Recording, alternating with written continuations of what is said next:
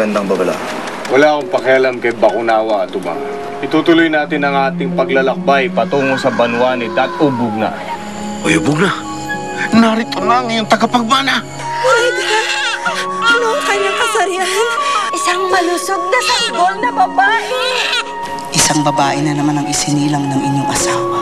Nilayo mo sa akin ang walang silbing bata. Ay! Huwag kayong matakot. Isa itong magandang palatandaan. May kapal na ahas ang iyong anak, Dalang.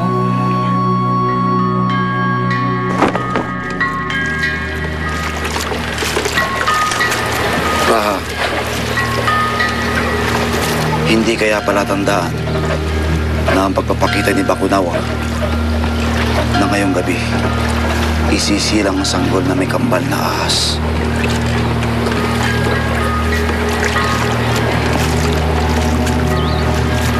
Bakit mo naman naisip yan, Atubang? Nilisan ni Bakunawa ang sulat upang pagtangkaing kainin ang buwan. Dahil doon, walang nagbabantay sa sulat kanina. Kaya maaaring may mga umalagad o kaluluwa ng mga ninuno na doon ay tumakas. At kung may makakatakas yung umalagad o kaluluwa ng mga namatay na ninuno, maaari siyang magbalat kayong isang ahas.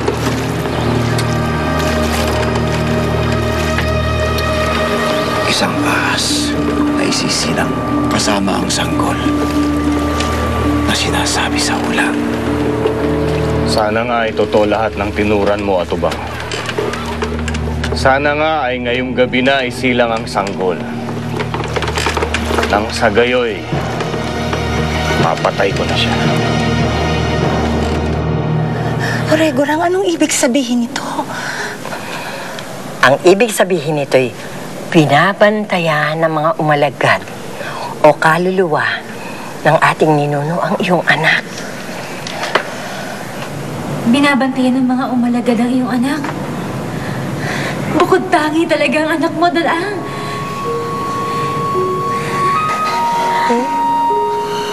Binabantayan ng umalagad? Ngunit, Oregorang, bakit ho ako? Bakit ang aking anak? Oregorang, isa lang akong uripon.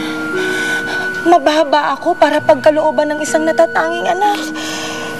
Huwag mong matahin ang iyong sarili.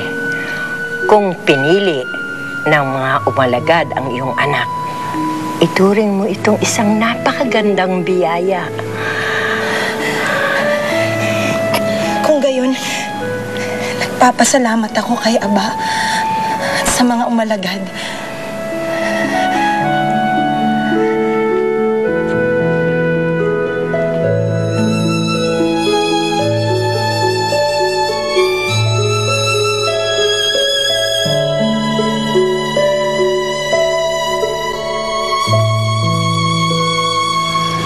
Kaya pala lumabas kanina si Bakunawa para bigyan ako ng masamang babala. Dahil babae naman pala naging anak namin ni Lamita. Kung gayoy, mas ikalulungkot mo ang dala kong balita. Hindi pa ito alam ni Dian Lamita. Dahil inilihim ito sa kanya ng maaram na nagpaanak sa kanya. Ngunit sinabi niya ito sa akin. Hindi na muling magkakaanak ang asawa mo. Mas lalo palang wala na akong dahilan para maging masaya pa.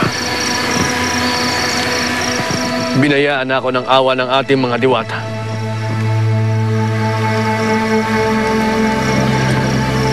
Ikinalulungkot ko, oyubog na.